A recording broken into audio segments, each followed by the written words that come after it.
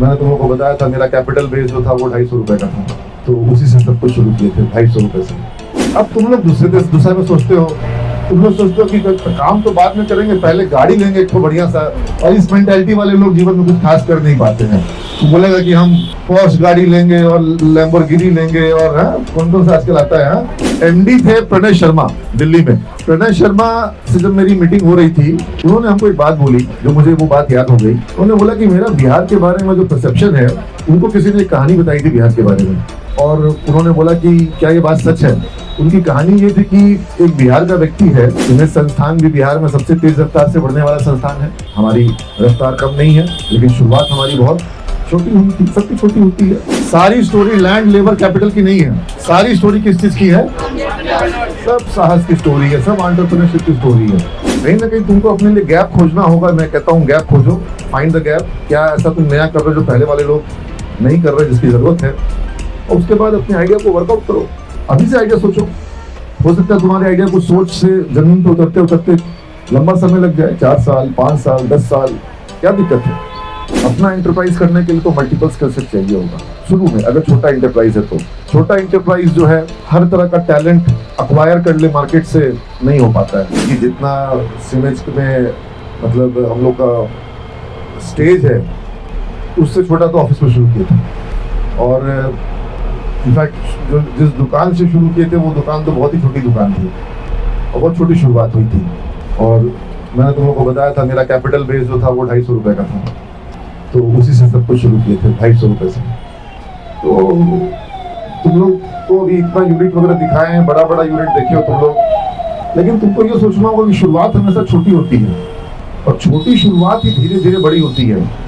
तुम लोग सीमेंस के बिल्डिंग में गए, उसके पहले यहाँ पर हमको लगता है शायद कोई नहीं है जो कि अशोक राजपथ में पहले कैटलिस्ट का जो ऑफिस था वो देखा होगा शायद। उससे भी पहले जो हम लोग खोले थे, हाँ, बोरिंग रोड में छोटा सा किराए पे लेकर के। फिर उससे भी पहले मैंने बीएन कॉलेज के सामने एक छोटा सा इंस्टीट्यूट खोला था पढ़ाने का। मैं खुद पढ़ाता था वहाँ पर। सुबह 7 बजे पढ़ाने के लिए आता था क्लास लेने के लिए, रात को 9 बजे तक क्लास लेता था, सुबह 7 से रात के 9 तक। और इस बीच में ना ब्रेकफास्ट, ना लंच, ना डिनर, सिर्फ जूस पीता था, क्योंकि जूस पीने में ब्रेक में समय कम लगता था। जब बैच बैठती थी पढ़ने के लिए तो सुबह एक बार 8 से 9 के बीच में एक गिलास जूस, दोपहर में जूस और रात को जूस। उससे क्या होता था कि मेरे को ज़्यादा से ज़्यादा बच्चों को पढ़ाने का मौका मिल जाता था। तो अब तुम लोग दूसरे में सोचते हो, तुम लोग सोचते हो कि काम तो बाद में करेंगे, पहले गाड़ी लेंगे एक तो बढ़िया सा। कौन सा लेंगे? हायाबुसा लेंगे, तेरा मौसा लेंगे। हाँ तो हाँ, मतलब ये लोग काम के बारे में, मेहनत के बारे में बाद में सोचेगा, पहले हायाबुसा सोचेगा।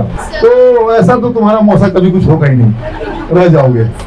हाँ, तुम लोगों का अलग मेंटालिटी है और इस मेंटालिटी वाले लोग जीवन में कुछ खास कर नहीं पाते हैं। तो बोलेगा कि हम पॉश गाड़ी लेंगे और लैम्बोर्गिनी लेंगे और कौन सा आजकल आता है, ऑडी लेंगे। तो ये सब तुम लोग अलग दुनिया में रहते हो और उसका कोई उपाय नहीं होगा। और बाकी तुमको मैंने बताया कि किस तरीके से ये जो तुम लोग को शिवा पॉलिट्यूब्स आज दिखाए वो किस तरीके से शुरुआत हुई। अब शिवा पॉलिट्यूब्स में संचित की सिस्टर, उनका नाम है स्मिता अग्रवाल की शादी हुई है विकास अग्रवाल जी से। और विकास अग्रवाल जी की जो तुम लोग प्लास्टिक का दाना देख रहे थे ना, उस प्लास्टिक के दाना की उनकी एजेंसी थी IPCL की, बाद में रिलायंस की एजेंसी भी उनको मिल गई। तो वो ये जो अभी मुकेश निवेटिया साहब थे जिन्होंने ये श्याम कृपा फैक्ट्री लगाई, ये उस विकास अग्रवाल जी के ट्रेडिंग के जो ऑफिस थी जहां पर वो दाना बेचते थे, ये वहां पर जॉब करते थे। He used to work in that office, लोगों से ऑर्डर लेकर के उनको सप्लाई करवाना, फिर उनको पेमेंट लाना। He was employee over there, salaried employee। और आज उन्होंने यहाँ पे अपनी फैक्ट्री भी, बाद में उन्होंने ट्रेडिंग का काम किया, फिर ट्रेडिंग से वो मैन्युफैक्चरिंग में आए। तो सब काम अगर कोई लगातार क्रियाशील रहे तो धीरे धीरे धीरे कछुआ कहाँ से कहाँ पहुंच जाता है। और बहुत सारे खरगोश जो है वो सप्ताह में सोए रहते हैं और सपना टूटता है तो बोलता है कि लो कुछ है ही नहीं, हम तो खुद भान मचाए हुए थे। तो तुम लोग को भी उसी तरह से कछुए की तरह शुरुआत करनी होगी। तो उसके MD थे प्रणय शर्मा दिल्ली में। प्रणय शर्मा से जब मेरी मीटिंग हो रही थी, बड़े इंटरेस्ट ले रहे थे बिहार में, बिहारियों में, पटना में। पहली बार उनका इंस्टीट्यूट खोल रहा था पटना में। उन्होंने हमको एक बात बोली जो मुझे वो बात याद हो गई। उन्होंने बोला कि मेरा बिहार के बारे में जो परसेप्शन है, उनको किसी ने एक कहानी बताई थी बिहार के बारे में, और उन्होंने बोला कि क्या ये बात सच है। उनकी कहानी ये थी कि एक बिहार का व्यक्ति है, वो सुबह उठ के देखता है, सुबह उठता है और उसके घर में बर्तन होता है, उसको कहता है तसला। तो बोला वो तसले पे लात मार के देखता है और उसमें अगर चावल होता है तो सो जाता है। हम बोले काफी हद तक ये बात सच भी है, क्योंकि ऐसा अक्सर देखने को मिलता है कि मतलब हम लोग अभी दुर्गा पूजा आएगा, अरे सर मेघालय आ गया, महालिया आ गया, अब पूजा सर, अब पूजा सर, अब पढ़ाई नहीं सर, अब काम नहीं सर, अब छुट्टी हो।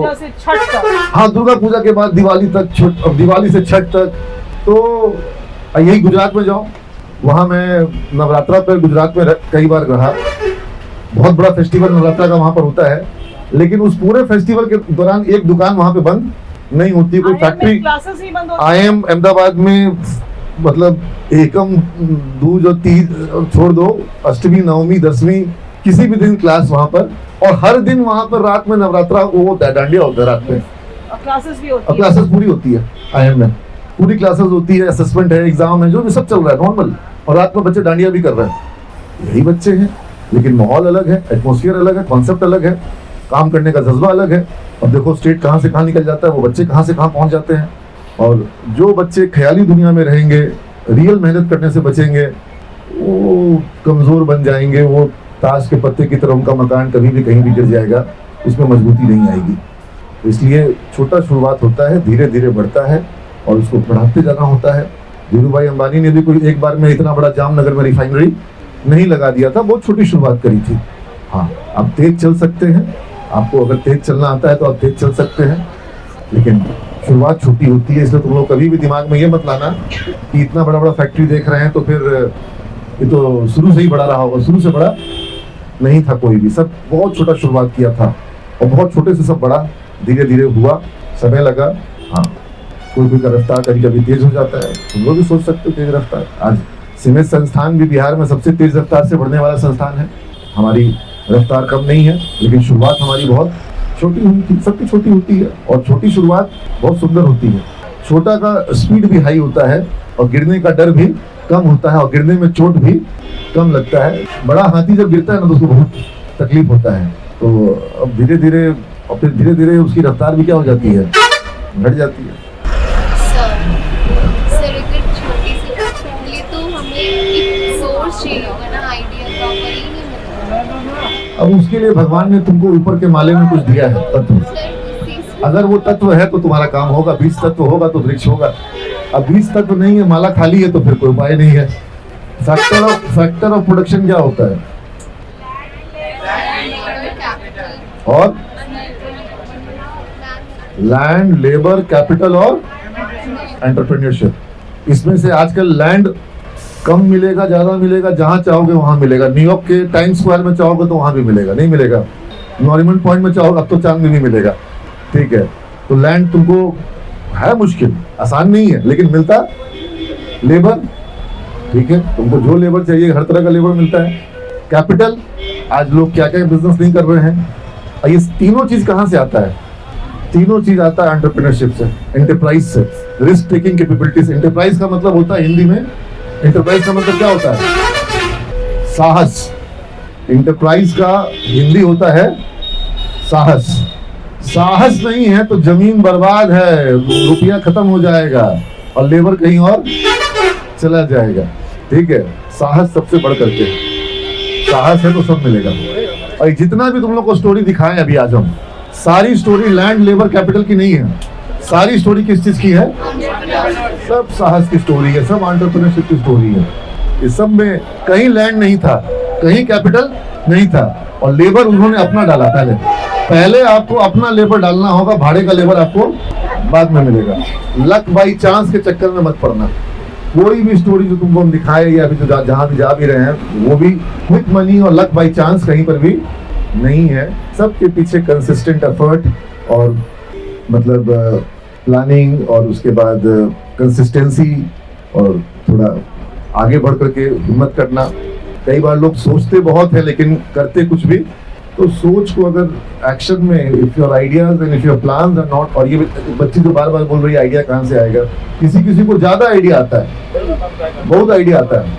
तो प्रॉब्लम आइडिया के आने का, तुमने आइडिया को कितना क्लियरली देखा, कितना अच्छे से उसको स्टडी किया, कितना अच्छे से रिसर्च किया, ये ज्यादा जरूरी है। आइडिया हमको नहीं लगता कोई कमी है, इसको अभी हम 10 चीज पूछेंगे 10 चीज में बता देगी, लेकिन तुमने अगर आइडिया को वर्क नहीं किया तो फिर उसको आइडिया कहना अभी मतलब सही नहीं होगा, जब तक किसी आइडिया पे काम नहीं किया गया हो। तुमको पूरा काम करना पड़ेगा और हर आइडिया में प्लस और माइनस होगा। और मेरा एक जवाब जो हमेशा रहता है इस सवाल के लिए, अपने लाइफ से ही जवाब है मेरा, मैंने शायद पहले कभी कहा होगा, जब मैं अपने दादाजी के पास तरह तरह के बिजनेस आइडिया लेके जाता था कि मैं ये काम कर लूँ, मैं वो काम कर लूँ, मैं ऐसा फैक्ट्री लगाऊँ, मैं ऐसा कुछ करूँ, तो वो मेरे से तंग आ गए। और फिर एक दिन उन्होंने मुझे कहा कि बेटा, अगर तुम मन से मिट्टी का काम करोगे तो मिट्टी सोना हो जाएगी, और अगर बिना मन के तुम सोने का काम करोगे तो सोना मिट्टी हो जाएगा। इसलिए ऐसा कोई फर्क नहीं पड़ता कि कौन लोग कितना काम कर रहा है, कितनी भीड़ है। तुमको क्या लगता है कि कोई किसी सेक्टर में आ गया तो वहां दूसरा नहीं आ सकता है? हाँ, सारे लोग ऐसे दुनिया में हैं जो कि दूसरे तीसरे चौथे के, ये 5वां प्लांट था पटना का पाइप का, इसके पहले 4 प्लांट और थे, और अब 50 प्लांट इनके बाद और आ गए। इसलिए ऐसा नहीं है सीमेज पहला इंस्टीट्यूट था, नहीं था, और आखिरी भी नहीं है। इसलिए कहीं ना कहीं तुमको अपने लिए गैप खोजना होगा। मैं कहता हूँ गैप खोजो, फाइंड द गैप। क्या ऐसा तुम नया कर रहे हो जो पहले वाले लोग नहीं कर रहे, जिसकी जरूरत है, और उसके बाद अपने आइडिया को वर्कआउट करो। अभी से आइडिया सोचो, हो सकता है तुम्हारे आइडिया को सोच से जमीन पे उतरते उतरते लंबा समय लग जाए, 4 साल, 5 साल, 10 साल, क्या दिक्कत है? उतना दिन में तुम्हारा आइडिया जो है उसका जड़ मजबूत होगा, और तब तक हो सकता है तुम्हारे पास एक्सपीरियंस आएगा, एक्सपर्टीज आएगा, मैन पावर आएगा, रिसोर्स आएगा, तुम्हारे पास एक्सपीरियंस आएगा, तुम्हारे पास कैपिटल आएगा। समझ रहे बात को? बहुत से लोग ऐसे जो कि पढ़ रहे हैं, आइडिया दिमाग में है, फिर जॉब कर रहे हैं, आइडिया और डेवलप हो रहा है, फिर धीरे धीरे कैपिटल आया, फंड आया। अपना स्टूडेंट है ऐसा जिसको आइडियाज तो था कॉलेज में ही, लेकिन 4 साल 5 साल जॉब करने के बाद उसने फिर उस आइडिया को एक्चुअल में इम्प्लीमेंट किया। और हम भी हमेशा यही कहते हैं कि ठीक है, बोलते हैं एंटरप्रेन्योरशिप करो, लेकिन हम बोलते हैं कि पहले कुछ दिन तक अच्छे से अच्छे जगहों पर मल्टीपल तरह का जॉब करो।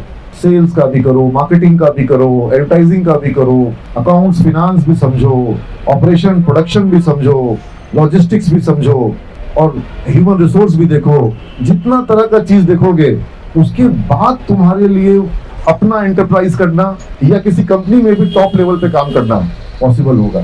अब लोग कहते हैं कि नहीं हम सिर्फ सेल्स ही करेंगे, तो जीवन भर तुम सेल्स के बंदे बन के रह जाओगे। अगर तुम्हारे पास मल्टीपल स्किल सेट होगा तो तुमको उसका लाभ मिलेगा।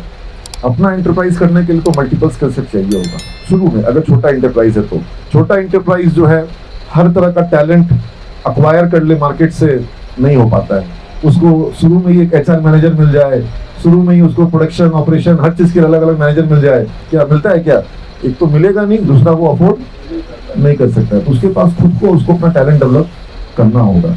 अब वो कॉलेज में कितना होगा, कितना फील्ड में होगा।